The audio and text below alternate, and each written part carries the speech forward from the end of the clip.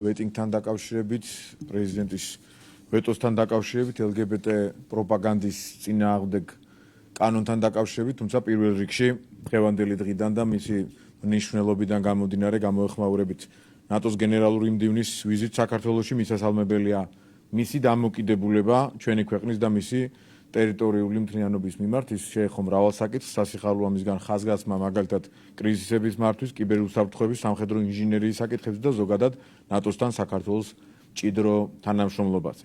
აქვე უნდა აღინიშნოს, რომ საქართველო არის ყველაზე მსხვილი დისტრიბუტორი ნატოს არაწევრ ქვეყნებს შორის ნატოს მისიებში. ჩვენ ათეულობით გმირი ჯარისკაცი დავკარგეთ და ასეულობით დაშავებული გვყავს. მიგვაჩნია, რომ ამ და სხვა უდავო ფაქტებს საქართველოს დასავლეთისკენ სწრაფვის საკითხებთან მიმართებით სათანადო შეფასება და დაფასება სჭირდება. ჩვენ კი ჩვენი მხრიდან მტკიცედ გავაგრძელებთ ქვეყნის სწორსვლას ევროინტეგრაციის გზაზე და ამავდროულად ასევე მტკიცედ დავიცავთ ქვეყნის კონსტიტუციას, ეროვნულ იდენტობას და ინტერესებს, მოქალაქეთა კეთილდღეობას და ქვეყნის დეოკუპაციის გზაზე მშვიდობისა და სტაბილური განვითარების სწორ გეზს. ასევე დღევანდელ დღეს არ შეიძლება ასეთი განცხადება არ გაკეთდეს.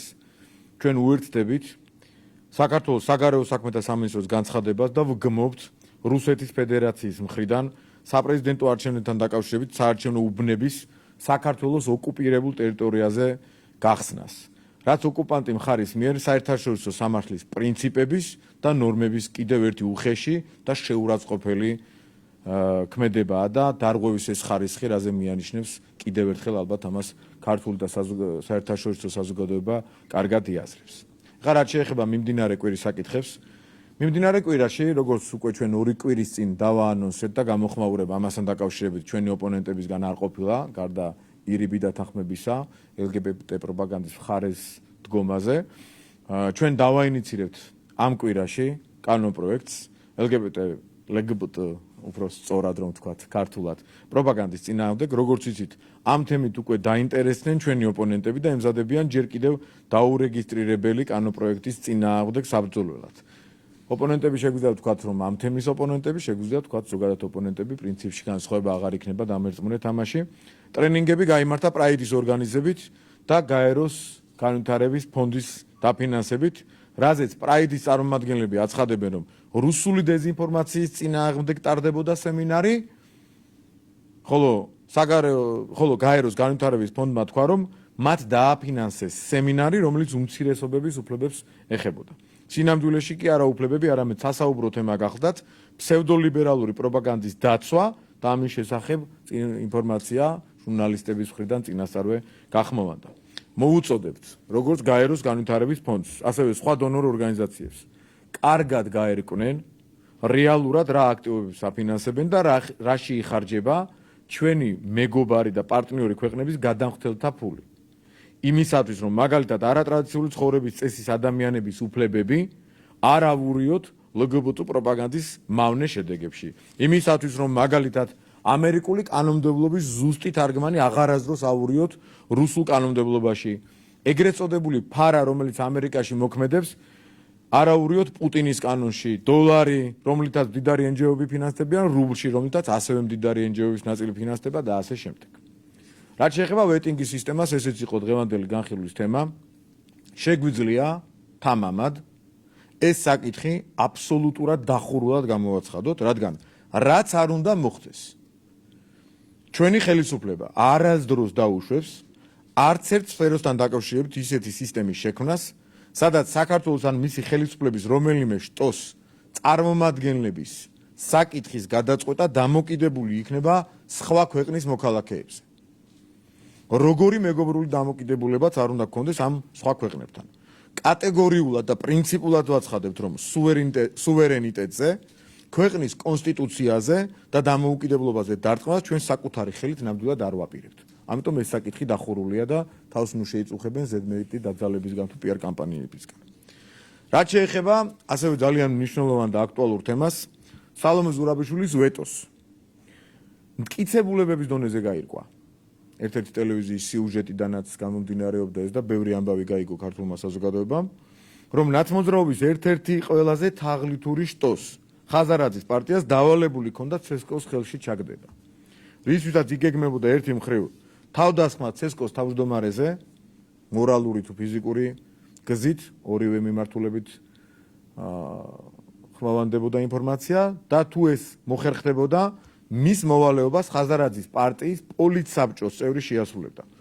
ამავდროულად კანონმდებლობაში ამგვარი დაშვება და პრეცედენტი ევროპის არც ერთ ხაზს უსვამ. არც ერთ ქვეყანაში არ არსებობს.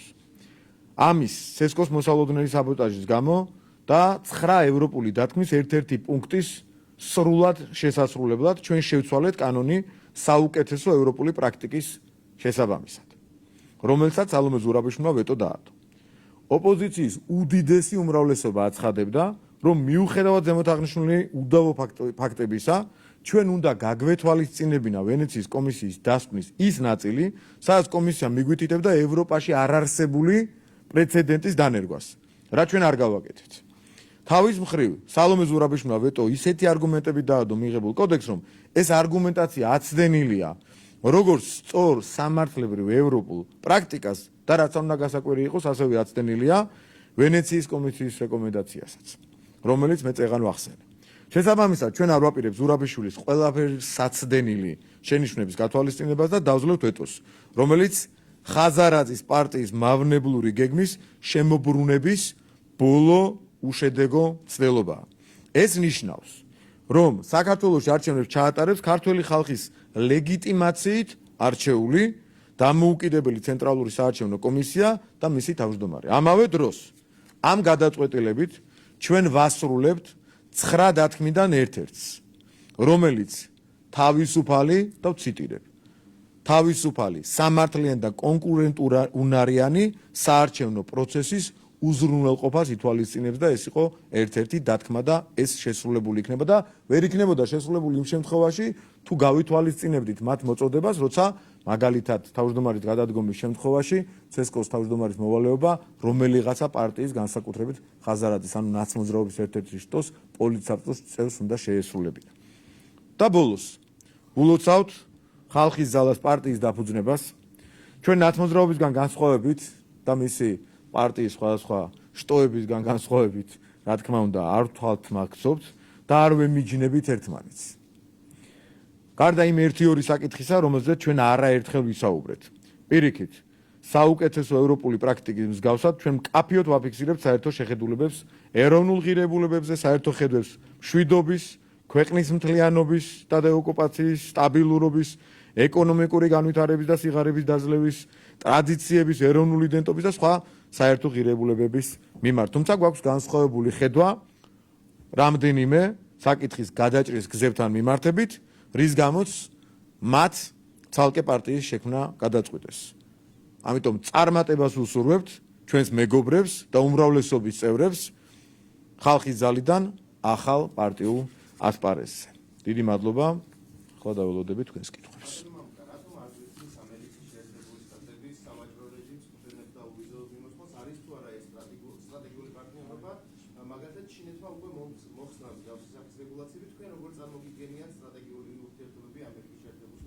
ჩვენ ეს თამამად განვაცხადეთ და ვთქვით, რომ სტრატეგიული პარტნიორობა ნიშნავს ორმხრივ მეგობრობას და თუ კი მთავარი სტრატეგიული პარტნიორი არც სავაჭრო ურთიერთობაში მოყვება, არც ფრენებს გიხსნის, არც ვიზებს გაძლევს შენ მოქალაქეებზე, აქ შენ თამამად უნდა დასვა ეს საკითხები და ჩვენ ამას ვაკეთებთ.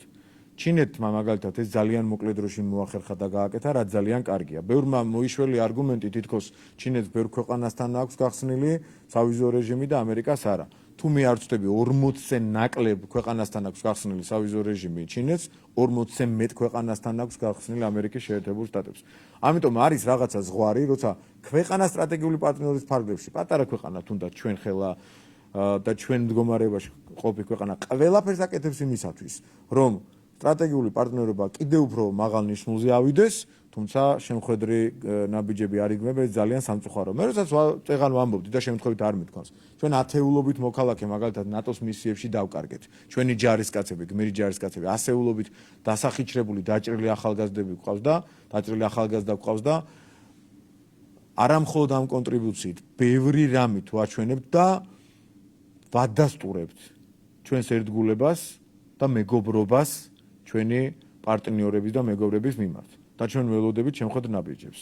მე მგონია რომ რაღაც ეტაპზე სწორია ჩვენი ეს გადაწყვეტილება რომ ჩვენ თამამად თანასწორად ველაპარაკებით ჩვენ მეგობრებს და ვეუბნებით რომ ცალმხრივი მეგობრობა არ არსებობს ეს არის ორმხრივი და რაც არ უნდა დიდი იყო რაც არ უნდა დომინანტი იყო რაც არ უნდა ძლიერი იყო ჩემს ეკონომიკურად მეგობრობის ფარგლებში ჩვენ უნდა ვთხოვოთ მათ და თუნდაც მოვითხოვოთ რომ სწორი რელევანტური მეგობრული და ნამდვილად პარტნიორული დამოკიდებულება გქონდეთ ჩვენთან და ჩვენს მოქალაქეებთან როდესაც ხედავთ რომ სხვას უფრო უიოლდება ეს და ჩვენ რადგან ამ მეგობრობის რეჟიმში ვარ და მაინც მეგობრებად რჩებით ამიტომ არ უნდა დავიჩაქროთ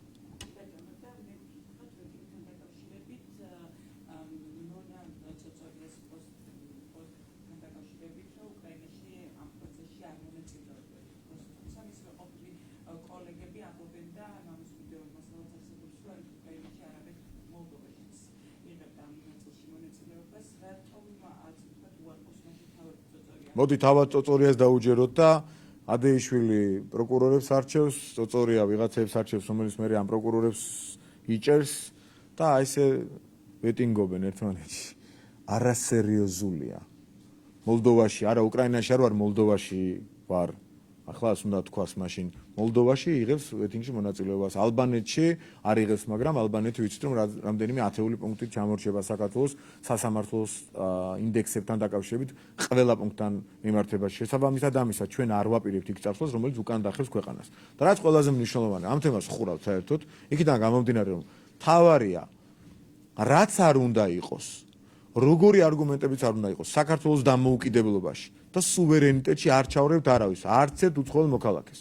ჩვენი წინაპრები, გმირები იმისთვის არ იღუპებოდნენ და სისხლს არ ღვრიდნენ და იმისთვის არ იბრძოდნენ, რომ მე რომელიღაცა დღეს მოსულიყო ვინმე ნებისმიერი ადამიანი და ეთქვათ რომ საქართველოს შესახებ გადაწყვეტილებები უნდა მიიღონ უცხოეთში. ჩვენ არ გვაქვს მორალური უფლება ამ თემაზე სერიოზულად ვილაპარაკოთ. არც ერთი უცხოელი პრინციპულად და კატეგორიულად ვამბობთ. საქართველოს არც ერთ შტოსთან დაკავშირებით, ხელისუფლების არც ერთ შტოსთან დაკავშირებით გადაწყვეტილებას არ და ვერ მიიღებს ვერასდროს. ეს არის ჩვენი პრინციპული დამოკიდებულება, რაც არ უნდა ლამაზ ფერებში დაგვიხატონ რაღაცეები.